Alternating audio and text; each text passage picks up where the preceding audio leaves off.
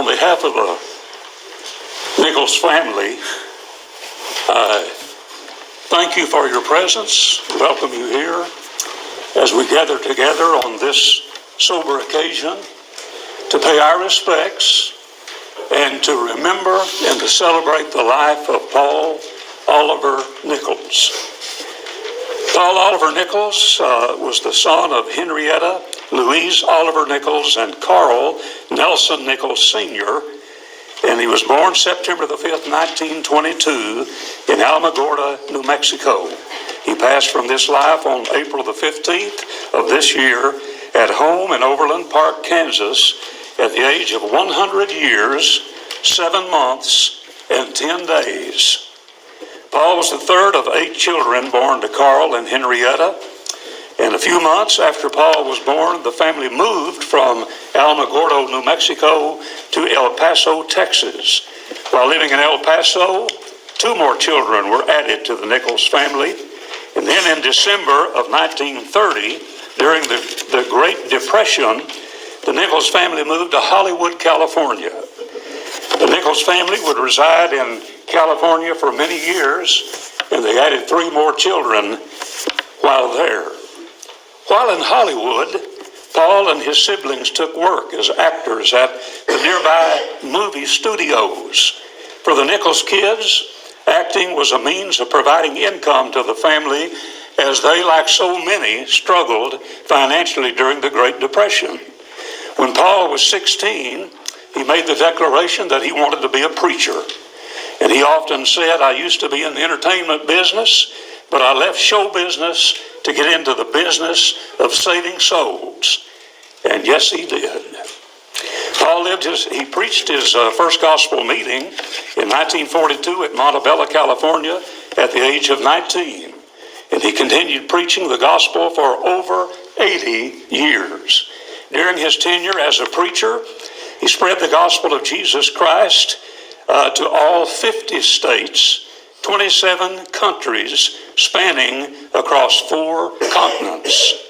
During his early preaching career, Paul traveled this country from coast to coast and preaching whenever he possibly could. But in the spring of 1949, he was in Ada, Oklahoma, very close to my heart and dear to my heart. That's my hometown. He was in Ada, and he went to Huntington, West Virginia, and he met a girl named Wilma Jean, and he fell hard for her. They were to be married. Within 2 weeks, they were engaged to be married, and Paul warned Wilma. He said that the life of a preacher was difficult, and they might have to go without and endure hardships. And Wilma said, "If you can take it, I can take it too." November the 28th, 1949, they were married, and their marriage lasted over 60 years, ending only when Wilma passed away in 2010. In 1952, Paul and Wilma traveled by ship from New York City to what was known as Nyasaland, now known as Malawi, Africa. And Paul preached the gospel there and converted many souls to Christ. The work that Paul started in Malawi over 70 years ago continues to this day, and as a result of his beginning and many missionaries who followed thereafter, today there have been over 4,000 congregations of the church registered with the Malawi government. In the United States, he preached and worked with churches in California, Mississippi, Louisiana, Kansas, and more. And from 1994 to the end of his life, he was the acting evangelist at the Stony Point congregation here at this place. His preaching has impacted thousands of people all over the world, touching many generations of Christians and winning countless souls to Christ by his influence. He had many and varied talents in addition to preaching. He was a musician and taught vocal music schools. He hosted religious radio programs. He was an artist, a mechanic, a carpenter, and he was also a pilot. And the last time he piloted a plane, he was 98 years old. He leaves behind 2 daughters, Paulette, Moran and her husband Mike of San Diego, California, Cheryl Harris and her husband Kevin of Overland Park, 3 grandchildren, Vanessa McGarth and Dan, Marcus Moran and Cameron Harris, 2 great-grandchildren, Liam and Brennan McGarth, 2 siblings, Betty Middick of Harrisonville, Missouri, and Richard Nichols and his wife Joy of Springfield, Missouri, 1 sister-in-law, Earlene Nichols of Anderson, Missouri, and countless other family, friends, and Christian brethren. He was preceded in death by his wife Wilma, his parents, and 5 siblings, Louise King, Charlie, Ray, Nelson, and Ed Nichols. His century of life has had a broad reach and a resounding impact upon untold numbers, and the world is surely going to miss him. I conducted Wilma's funeral here in this building 13 years ago, and Paul told me then, he said, I want you to conduct my funeral too. And kind of took me back a little bit. But I was beginning to think that I wasn't going to survive him. He would be over 100 years old. But he called me when he was 95 and booked me for a meeting. And I said, well, are you going to be there? And he said, I'm 95, Carl, I'm shooting for 100. And he made it with 7 months to boot. I've often thought about what I might say about Paul on this sober occasion. There's a number of texts that you could take that would be appropriate for a man of his caliber. My mind kept coming back to 2 Samuel 3 and verse 38, where the Bible says, a prince and a great man has fallen this day in Israel. David was the one who spoke those words. David received the news about the death of Abner, and Abner was a great man. He was a prince. He was a member of the royal family. He was the cousin of King Saul, and he was a great man. He was a general in the army. He was valiant. He was a skillful commander. He was a man of wisdom. But he and David didn't always get along. In fact, at one point, they were very much adversaries.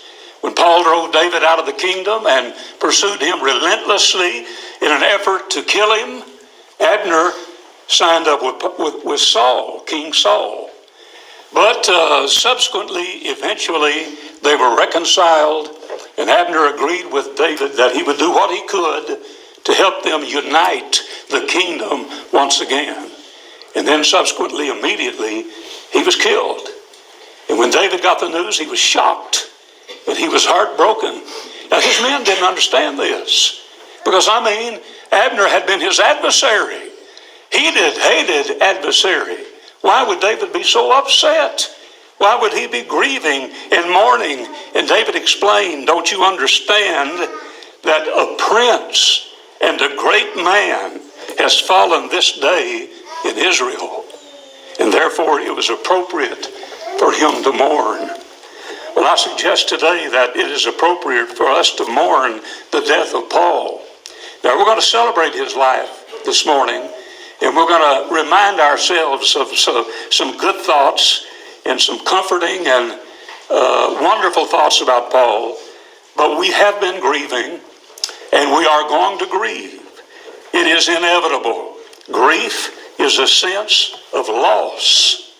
And losing Paul has been a great loss. And it leaves us with a void in our lives. And so it's appropriate for us to mourn Paul because a prince and a great man has fallen in spiritual Israel. Paul was a great man. I don't see how you could listen to the words of the obituary that was written about him and not come to that conclusion. In fact, he was iconic. He was an icon among the preachers during my lifetime. He was the first preacher in our American Brotherhood to do any kind of foreign mission work. And that was principally done early on in Africa. Paul tells about his trip, his his trip to Africa, that Wilma and he left New York City at the end of 1952 on the Queen Mary and sailed to Liverpool, England. And Paul said they took the ship because it was the cheapest way to go. And that's what the brethren wanted. They wanted the cheapest way to go. So they got on board the Queen Mary, and Paul said that his and Wilma's cabin was below the water level. And he said they didn't have a porthole or a window they could look out. If they wanted to look out at the ocean, they had to go up 2 decks on the ship in order to see. And Paul used to joke that their room was so small that they had to step out into the hall to change their minds. However, 6.5 weeks later, they arrived at Windy in Nyasaland, now known as Malawi. He said that there was a welcoming party. Brother E.C. Sevier was there. He'd never met him, but had corresponded with him. And he said the people were thrilled at their arrival. They were just taken with this white couple there in Malawi, and they took them to their house. It was a house made of homemade mud brick. It had 3 rooms and a closet. It had a grass roof and a dirt floor. And Paul said that he and Wilmer were exhausted. And he said finally, after everybody had welcomed them and the time was appropriate and everybody left, he said they got out their army-style cots and inflated their inflatable mattresses, and they crashed. And they slept hard that first night. He said, though, he woke up early the next morning and he was lying in bed looking at the grass roof of his hut. And he said he was overcome with what I would call a sense of buyer's remorse. He said he was just overcome with a sense of loneliness. He said there he was, thousands of miles away from home, thousands of miles away from family, away from brethren. He was in a foreign country, among a foreign people. He didn't know any of them. And it was sort of like, man, what have I done? And he had just an overwhelming sensation of loneliness and isolation. But he said he got up, he got dressed quickly, put on a big smile on his face because he didn't want Wilma to think that he was feeling that way. He found out later she felt exactly the same way. Well, they worked, and they did a wonderful work there in Windy. They were there for the entire year, 1953, and they came back to the United States. And I remember when they returned, I was just a kid. I was maybe 6 or 7 years old. But he came to Ada, and he preached for us, and he showed some home movies of what it was like in Africa. Now, you keep in mind, Africa at that time, in the early 1950s, was still the dark continent. And he showed us just exactly what it was like. It was unbelievable.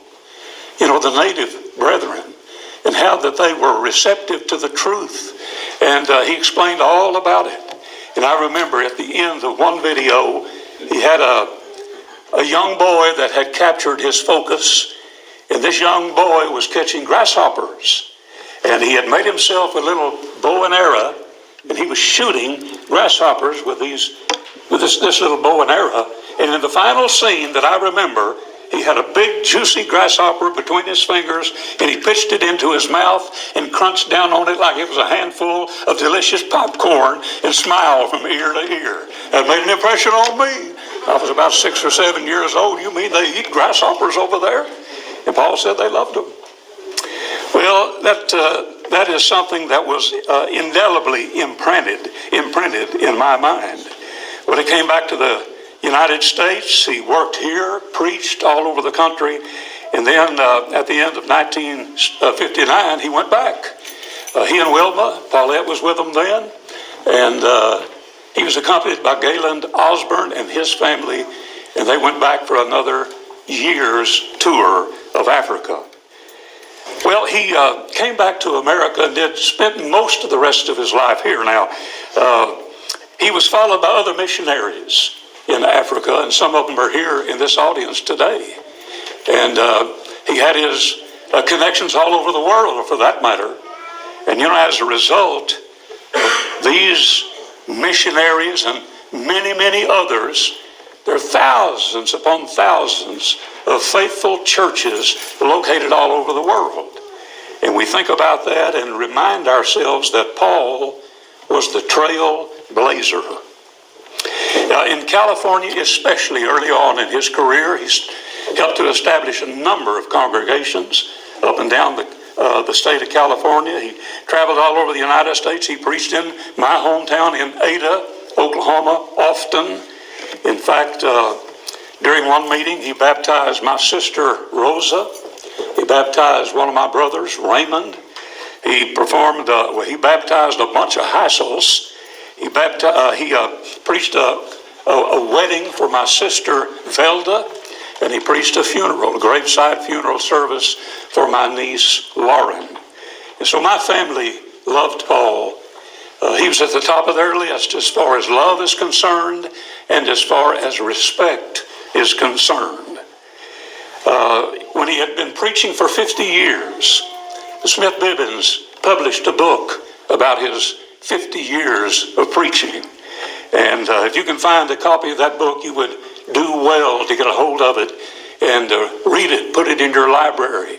It's a very valuable piece of history of our brotherhood during that time. But I remember Smith described Paul in that book in his preaching. He said, Paul exemplifies plain preaching of sound doctrine. You can't put it any better than that. That was Paul Nichols. He was articulate, but he was plain. And by that I mean he made it clear. You knew what he was talking about. Plain preaching of sound doctrine. One of Paul's favorite verses to quote is found in Romans 3 and verse 4 when he said, "Let God be true and every man a liar." What Paul's talking about there is that it doesn't make any difference how many people may disagree with him. If God says it, it's true. And you've got to preach the truth and then let the chips fall where they may. I'll never forget when I was just a young preacher in the early 1970s, Paul was conducting a gospel meeting at the Capitol Hill congregation in Oklahoma City. And I drove up one night of the meeting, and big congregation, it's like the crowd we have assembled here this morning. And the building was packed, jam-packed, and I remember that Paul preached that night on the sins of the flesh, Galatians 5, verse 19. And he took that catalog that the Apostle Paul lists, and he defined each term. He explained the definition, and then he illustrated it. And his illustrations were applicable. They were relevant. They were timely. And I'll never forget when the invitation was extended. If my memory serves me correctly, there were 35 responses to the invitation. Plain preaching of sound doctrine. I mentioned that I began to preach the gospel in 1970, and in 1972, I've been preaching the gospel full time after I graduated from college for about a year and a half. I was invited to come out to Modesto, California to conduct a meeting, and then I was going to go down to Covina and conduct a meeting there. And when Don McCord found out that I was going to Modesto, he called me and he said, "Carl," he said, "Paul Nichols has been working with that church up there at Modesto, and he said, it is the strongest congregation on the West Coast." And when I got there, I found that to be the truth. We had giant crowds every night. They put out the folding chairs every night for the crowds, and people standing at the back leaning, up against the wall. Beautiful singing, and a lot of young people. There was a group of young boys there, about 12, 13, 14 years old, and Paul was studying with these boys. And who could know that 2 or 3 of those boys would end up being among the very finest gospel preachers that we have in the brotherhood today? Smith Bibbins, and Dwayne Perlmutter, two of the most highly respected gospel preachers in our brotherhood, got their training from Paul Nichols. There was a little blonde-headed guy, 12, 13 years old, named Ivan Costa. And who could have imagined that he would become, the most prolific, maybe the most gifted gospel songwriter around? He got his initial training from Paul Nichols. And so that's the kind of a wonderful legacy that he leaves behind. And when you just take a broad look at it like we have done this morning, I think it's most appropriate to say that a great man has fallen in spiritual Israel. But he was also a prince. And when I say that he was a prince, I'm not talking about in the sense that Abner was a prince, that he was a member of a royal family, that he was the cousin to the king. I'm using it in the idiomatic expression that is common to us. He was the prince of a man. And you look that phrase up and it means admirably fine and genial qualities. Now, I knew all about Paul in the pulpit. I knew he was a great preacher. But it was during that meeting that I conducted in Modesto, the very first place I ever preached in California, that's when I saw the other side of Paul. That's when I saw the full Paul Nichols. And he was a prince of a man. He was the consummate gentleman. He was hospitable. I was nervous about being there. I was so in awe of Paul, and he put me at ease immediately and made me feel welcome. He was gracious. I learned that he had a tender heart that could be pricked easily. He was an emotional man who loved the church dearly, and he loved his family dearly. He loved his girls and his girls' families dearly. And of course, they loved him, as they've demonstrated through the years. Paul was quick-witted and had a good sense of humor. I took advantage of that. Boy, he loved the zinga. He enjoyed the repartee, the give and take. And he was quick. I remember seeing him at Brother Ronnie Wade's funeral a couple of years ago. And I said, "How in the world are you doing?" He said, "Well, I'm doing pretty good." And I said, we got to talking, and I said, "What was that guy's name?" And before I even finished, Paul said, "How soon do you need to know that?" And I knew exactly what he was talking about. Seems like I don't have as quick a recall of a name today as I used to. But he felt like if I'd just be patient with him, that it would come. And so he was still quick-witted. He was a good auto mechanic. He was an artist. I was amazed by that. He had a portrait of a clown, an oil painting, that I tried to swipe 2 or 3 times out of his house. It's a beautiful job. And, you just see an artistic side of the man. He was an airplane pilot, and he tried to get me to go up with him, and I graciously declined on every occasion. I don't like to fly in small planes.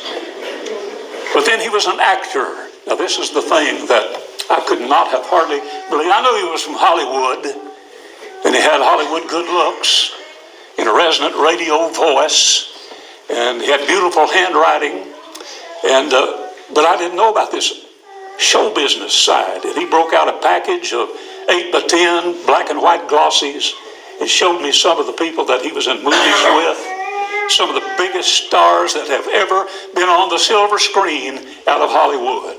Humphrey Bogart, James Cagney, Mickey Rooney, and the list just goes on and on. One in particular that stuck with me, he became acquainted with and friends with Will Rogers. Will Rogers, Oklahoma's favorite son, who never met a man he didn't like. We've named the airport in Oklahoma City Will Rogers World Airport. And sometimes it gives me pause to think that we named an airport after a man who was killed in a plane crash. Will Rogers was killed in a plane crash with Whitey Post, one of his best friends. But anyhow, Paul knew him. And Paul enjoyed his presence. In 1 Corinthians 3, beginning at verse 13,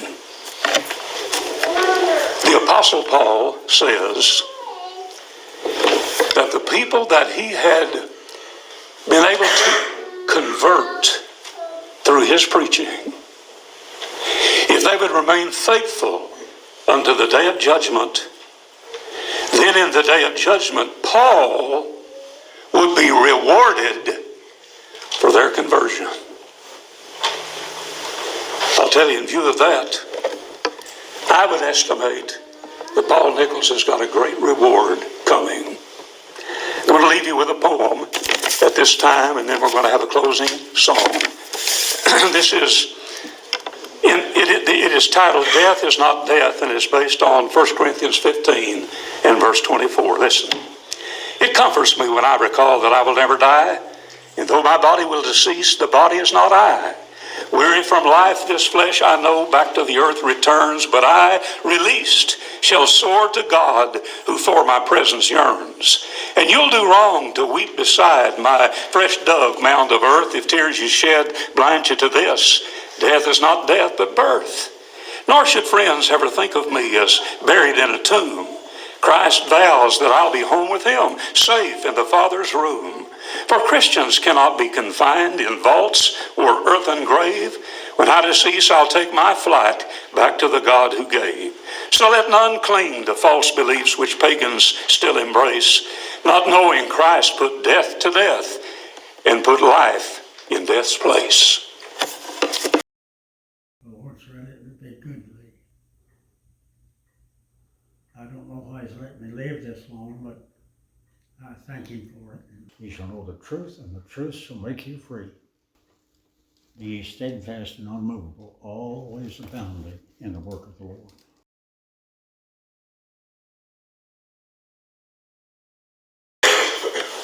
Let's sing It Is Well With My Soul.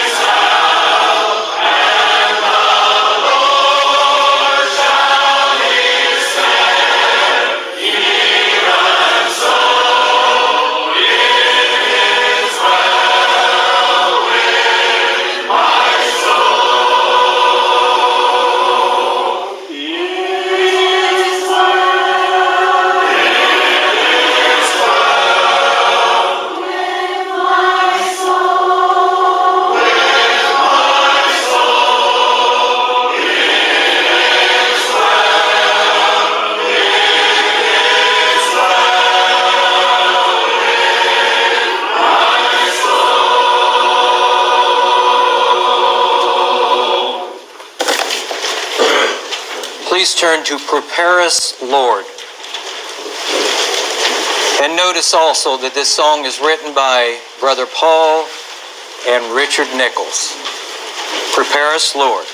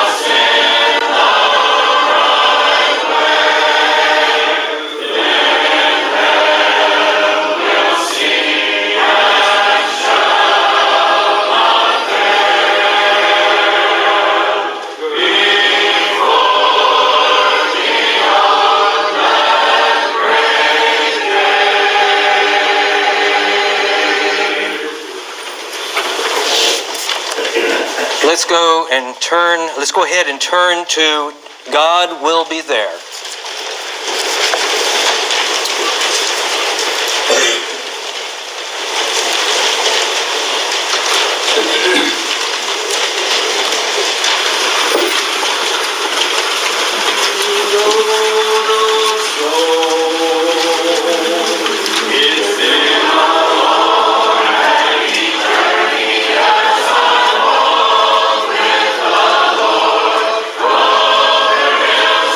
Through